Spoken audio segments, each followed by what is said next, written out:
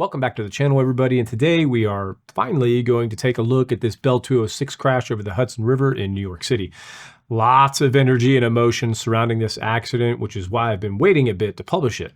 Now, this accident was caught on camera from multiple angles, and when you couple that with the issues surrounding the company itself, it's just made for lots of arguing and dissent and emotion, so I wanted to do a bit more research before publishing.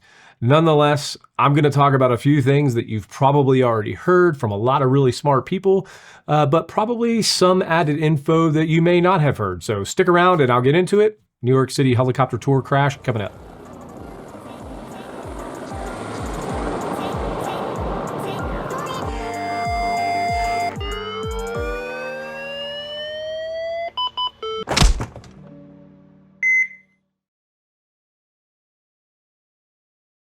Now, most of you already know that this was a New York helicopter tour company that had this crash.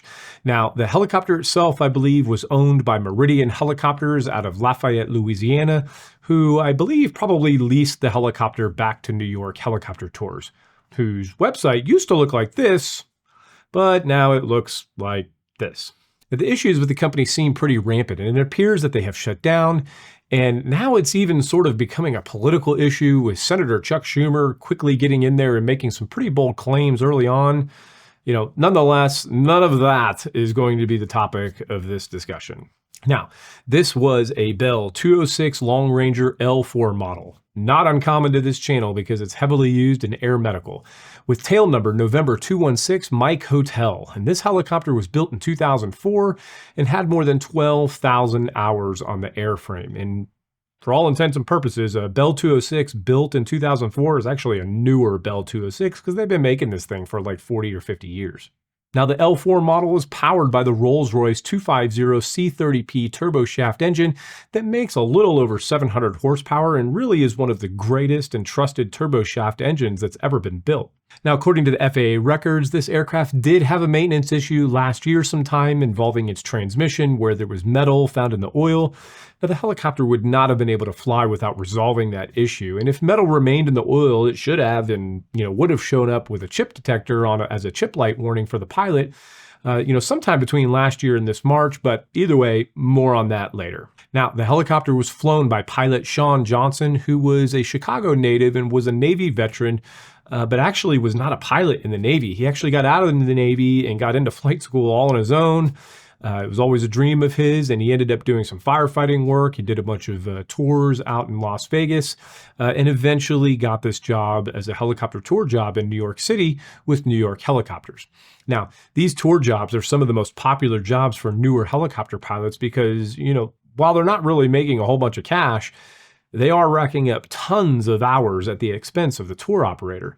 Pilot Sean's total time, though, in helicopters was just 800 hours as of March of this year. Now, the passengers on board were this family of 5 from Spain.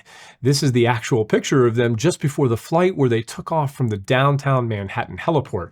Now, I actually heard some crazy conspiracy about this photo and stuff like that. Like, how could they have got this photo? How did they get the photo already? I don't know. There's always a conspiracy, but no conspiracy here, as this photo would have been taken by a tour employee of the company, as you are not really allowed to be taking pictures out on this helipad if you are participating in one of the tours. Instead, the company or a representative from the company takes the picture and then they sell it to you when you land, kind of like getting off a roller coaster or something. Now, I know this because I was just on this very same helipad with my son where we had the exact same picture taken, goofy lap belt personal flotation devices and all. It's a bit chaotic, but I thought it was fun though. I thought it was super cool. In my case though, I was flying with a tour company called Heli New York and flew on this super cool Bell 407 GX. And me and my son, we flew the exact same flight path as this accident aircraft, as these routes are pre-established and you can see them on the charts, which also includes an agreement with the City Council of New York City to not fly over the main boroughs of the city, and stay out over the water. Now you can see the previous activity for the accident day with the ADS-B data, and you can see how they just fly the same route over and over and over again. Sometimes they go a little further if you pay more, but for the most part, it's all the same route. Anyway, so they take off from this heliport and they fly around the Statue of Liberty. Then they turn around and fly by it again so the people on the other side of the helicopter can see the statue as well.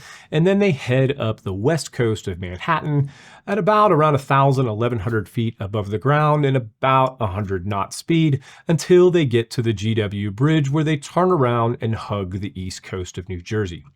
They do start to descend and make it down from 1,100 feet down to about 375 feet, when at about 3:15 p.m., something catastrophic occurs and the helicopter crashes just off these docks, killing all 6 people on board. Now, obviously, you all know that this accident was caught on camera, and it seems like there really are 3 main different vantage points that were caught on video. You have this video here, which was the original view that everyone saw. Then came this view showing a much closer viewpoint, but also includes the rotor assembly coming down. And then finally, this view, which shows the actual moment that something catastrophically went wrong with the aircraft. Now, there has been all kinds of conjecture and speculation on what the cause of this accident was. Some of it good, some of it just kind of dumb, but there's a lot of smart people out there give a lot of good viewpoints, and I really love watching them all. But I can assure you that with everything I have seen, that there are a lot of misconceptions as well as just some flat out incorrect statements. So what do we know? We know that this helicopter was flying in forward flight and was in a very slow descent headed back to the heliport to drop off these passengers, refuel, and probably pick up more passengers. We know that the tail boom separated. We know that the main rotor head, along with the transmission, was also separated. And we know that we have some good pictures of the main fuselage and the rotor head assembly with the transmission. So when it comes to some of these causes, let's get some of the easy ones out of the way first. First is the Jesus nut. We all know, and we've all heard the term in saying that if this nut comes off, only Jesus can save you. And there have been instances where this nut has actually come off and killed everyone on board. If this nut somehow fails, then the rotor head is going to fly off, which ultimately means that the helicopter is completely out of control and the helicopter is going to crash. Now, lots of people thought that this was the issue at the beginning because that first video just seemed to show a fuselage without a tail boom or main rotor just kind of soaring through the sky as it fell to the water. But now that we have these pictures, we can see that the main rotor head is still attached to the transmission mast. You can see the Jesus nut there, so that pretty much just rules out the Jesus nut failure altogether. Next, though, is the often discussed mast bumping issue.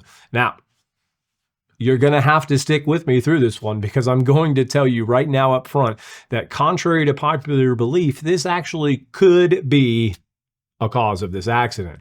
I'm not saying that it is, I'm just saying it is a possibility. Stick with me, let me explain. Now first, what even is mast bumping? Well, on 2-bladed helicopter systems, most of which are very old designs such as the Huey, the Cobra, and especially the Bell 206, they have a semi-rigid design that teeters on top of the mast that comes out of the transmission. Now, at the time that these helicopters were first designed, this was actually, an upgraded design. In addition to rotating around the mast and changing their angle of attack, helicopter main rotor blades have to be able to flap up and down as well. Then, when the semi-rigid system came out, this allowed for the rotor head itself to tilt, which takes a lot of strain off the blades. The blades still flap on a Bell 206, but much less with this semi-rigid teetering design.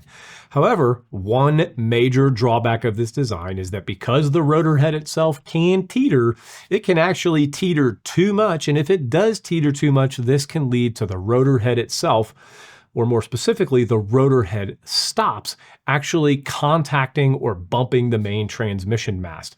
Now, if that happens, that's not good. And in some cases, this bumping can literally shear off the top of the mast and the entire rotor head system flies away, leaving the helicopter completely uncontrollable, and it will most certainly crash. Now, some have said that this accident could not have been caused by mast bumping because the transmission mast is still there. We can see it in the pictures, right? Well, that assumption would be incorrect. Why? because it has happened before. In fact, it happened in a story that I've been working on for about 4 months that is due to be published soon that involves an Air Evac Life Team helicopter crash in a Bell 206 that occurred in Manchester, Kentucky back in 2013, which killed all 3 people, the pilot, flight paramedic, and the flight nurse. Now, in that case, the pilot most likely inadvertently flew into instrument conditions, made massive and abrupt movements to his controls, bumped the mast, and the helicopter was subsequently torn apart in the air. In that case, though, let's take a look at the transmission and main rotor blades. Now, one of these main rotor blades did actually break, most likely when it impacted the ground, just like the New York City one when it impacted the water. But there was no evidence really in either of these cases where the blades on the Air Evac crash or New York City actually hit the tail boom. There's no evidence of that. But for this Air Evac one, more on the story of those blades when that full story comes out, so you're gonna have to stay tuned for that one. But it doesn't really apply to this New York City story. But take a look at this picture. It is very telling. Looks pretty similar to this picture from the New York City crash, doesn't it? Another misconception that some folks have said is that they have never seen a transmission ripped out of the Bell 206 like this, where it also took the top deck of the fuselage with it. But as you can see in this Air Evac crash picture, there's the transmission and there's the top fuselage deck still attached to it. In both of these cases, the transmission mounts and securing brackets are all intact, and in both cases, the top deck of the fuselage was also ripped out from the aircraft.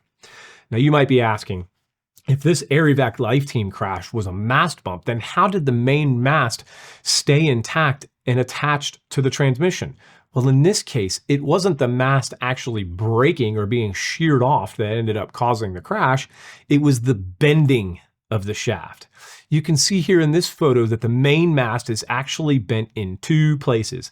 It's bent first coming out of the actual transmission underneath this swash plate assembly. It's bent about 5 degrees, but then the shaft again is bent another 20 degrees further on down the shaft. Now compare the main mast from this Air Evac crash here to the New York City transmission main mast here. The mast in the New York City also appears to be bent. Now, in the Air Evac crash, this bending immediately threw the forces of the helicopter all out of balance, which caused the nose of the helicopter to yaw to the right and the tail boom to also fold into the right to the point that the tail boom of the Air Evac helicopter was ripped off. You can see here the compression forces on the right side of the tail boom and the stretching forces on the left side of the tail boom in the location where the tail boom was ripped off. Now, the wreckage from these 2 accidents, at least so far, is nearly identical.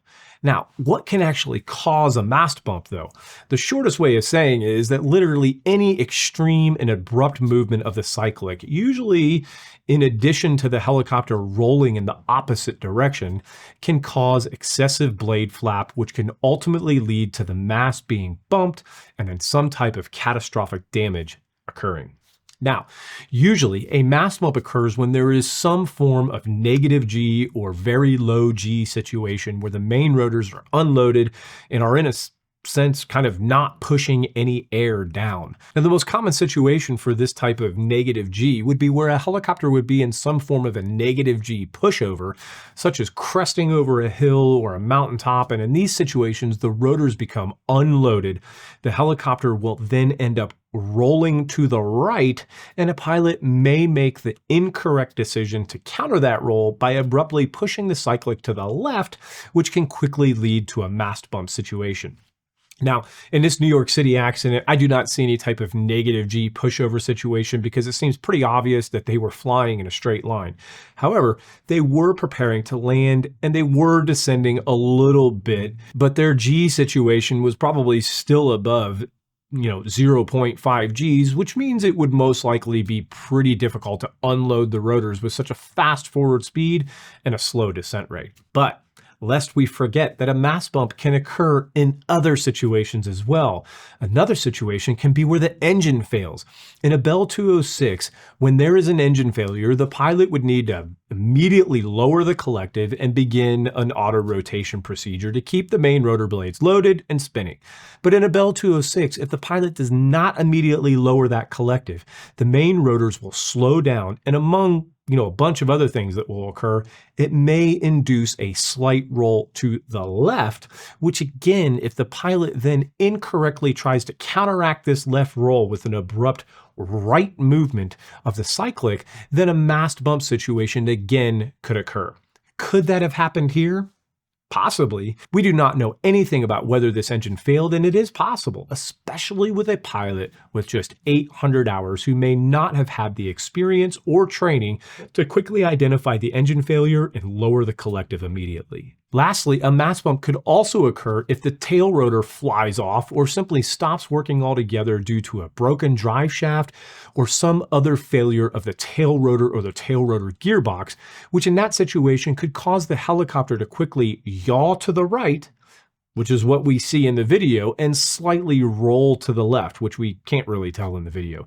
Again, if this happens and the pilot tries to abruptly counteract that left roll by inputting hardcore cyclic to the right, mast bumping can occur. Lastly, the transmission. Lots of discussion about the transmission, especially since there is an FAA record of a transmission issue with this very helicopter within the last year. Now, the speculation is that something in this transmission failed, which could have caused a massive yaw to the right. Now, I'm not going to say that that could not have occurred.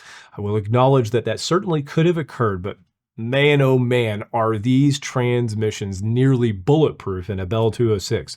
They are a very simple design with planetary gears. They are very rugged with very few moving parts, and there is very little, if any, history of these transmissions having a catastrophic lockup failure. Now, some of what I've read and viewed related to this topic is that it must have been the transmission, because how else could the entire transmission, including the top of the fuselage, be ripped out of the aircraft? Well, I just showed you evidence of how that can happen and how that has happened in the past where the transmission was not the culprit. Now, here's another big part. In this video, we can clearly see that the first structural failure of this helicopter is the tail boom and fuselage folding in on itself with a right yaw of the fuselage. The tail boom then separates, and it's 1, 2, 3 seconds later that the transmission is torn out of the fuselage. 3 seconds. And in this video, we can see that the main rotor blades are continuing to spin. Now, look at how fast the blades are still spinning. Now, I can't tell, maybe somebody's got some really good video footage editing skills that can help with this, but I'm guessing that these blades are still spinning within the transmission and that this entire transmission is not also spinning at the same rate as these rotors. Now, could the transmission have failed and still allow for the mast to be spinning within the transmission housing at this rate? Maybe, and I think it is actually possible. I've read reports and talked to mechanics over the years who have said that there are some safety machining at the bottom of that shaft inside the transmission, where if the transmission does lock up, that somehow it would allow the main rotor and the mast to continue spinning to at least give the pilot a chance to continue to auto-rotate the aircraft. I don't know if that's true, though. If you're a Bell 206 pilot or mechanic, probably put that in the comments below, because I couldn't find anything hardcore on that. That was just from some folks that I've spoken to over the years. Now, the final discussion is on the tail boom. Yes, there have been some failed mounting points on other helicopters on these tail booms, especially in the Bell 407, where it has been documented that these nuts and bolts and mounting hardware have literally backed out, causing the tail boom to separate mid-flight on more than one occasion. However, we can see in these photos and in these videos that the failure point of the tail boom was aft of these mounting points by at least probably 10 inches or so, and appears to have been due to compression forces on the right side and stretching forces on the left side, just like in the Air Evac Life Team crash. So where does this leave us? Well, if we stick to the facts of the case, which are these, we know that the mast on this helicopter is bent just like the Air Evac Life Team one was. We know that the pilot was very inexperienced. We know that the tail boom separated long before the transmission ripped away from the fuselage. We know that the main rotor head and blades still being attached to this transmission on the New York City crash does not mean that a mast bump did not occur. We know that a transmission has been ripped out of a Bell 206 where it also took the top of the fuselage along with it in a previous accident. The main rotor and mast appear to still be spinning inside the transmission prior to the rotors impacting the water. And last, almost everything related to the wreckage of this accident appears to be identical to the wreckage from the Air Evac Life Team accident in Manchester, Kentucky. From the transmission to the rotor blades to the tail boom separation, it all looks the same. So, could this have been a transmission failure? Sure, it absolutely could have been. But from what I have seen in the videos on the scene and in the pictures from the wreckage, there's not really any evidence to support it. Could this have been a mast bump? Yes, it could have been that as well, as there is plenty of evidence to support it. Could the Jesus nut have flown off? No. Could this have been birds? Well, I don't want to say 100% no, but now, can a rotor head fall off after a bird strike? Yes, and I hate to say this again, but another Air Evac Life Team crash that occurred just last year with a friend of mine on board here in Oklahoma did have the rotor head fly off and the helicopter broke apart in flight after striking a gaggle of gooses just west of Oklahoma City. But the damage to that aircraft was much different, and there were obvious dead geese everywhere. There were no reports of birds with this New York City crash and nothing seen on the video, so there really is no evidence to support the bird theory. Now, could this have been some other issue or something related to maintenance? Yes, but I don't see any evidence that points to something other than what we have already mentioned. Almost all of the evidence from this wreckage does support the theory that the mast was somehow bumped and hit. And what is amazing is it really only takes 2 seconds to get a close-up view of the mast to see if there are impact marks present from the rotor head mast stops. This is what they would look like as they did on the Air Evac crash. I am sure that the NTSB is going to focus on all of these theories during their investigation. The main couple things that I want people to take away from this video is that we cannot discount a mast bump simply because the mast didn't break. We also cannot just assume that the transmission failed just because the roof of the fuselage was ripped out, because both of those things have happened before where the transmission was not the problem and the cause actually ended up being a mast bump. In short, one of the things that I want people to take away is that when we are investigating things, it doesn't matter if you're investigating what's wrong with somebody's chest pain or an accident investigation, we follow the evidence and we try to rule things out, but it takes a lot to rule something out. Just because something makes sense to go that way does not mean that that rules out something else. You'd have to have something very specific to rule out a cause. Ruling something else in as a possibility does not rule out something else as a cause. So just try to keep some of those things in mind as we're trying to figure out what's going on with some of these accidents before we get the final investigations and all the evidence and the reports and stuff. Nonetheless, thank you for watching. I do welcome your thoughts and your opinions in the comments below. I'm very saddened by all the loss of life with this accident. Everybody be nice to each other, be happy to be alive, and I will see you on the next episode.